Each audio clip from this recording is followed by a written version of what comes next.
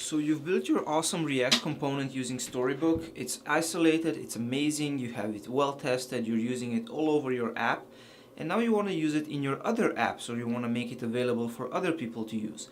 It's time to make it open source. But how do you open source a React component? What do you do with all the Webpack configuration? Do you distribute it as a compiled library? Do you distribute it as something that still needs to be compiled? Well, that was one of my biggest problems when I was first developing open source components, and I haven't built many, but I found that the best thing you can do is use something called NWB, which is a CLI tool that prepares a repository for open source React components.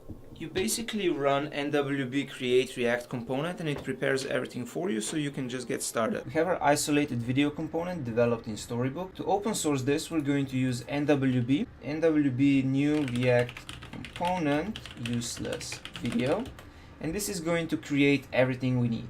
We're going to create ES6 modules. We're not going to package it as a UMD. It also creates a README, a demo file.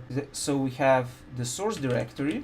We copy the video component from our source to this source, and we also need the button component, button module CSS, a yarn start, and that starts the demo server. And we have our useless video component demo index file. Currently just importing our example from source, and we're going to render it here. Our button, as we've already seen before, is polluted with context stuff. Because we're building this as a separate component, remove the context stuff from here. We now have a video. We can press play.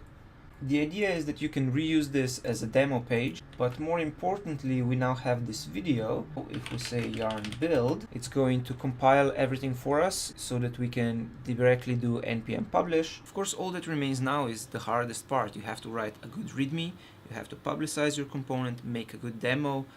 Probably a good idea if you make a video about how it works.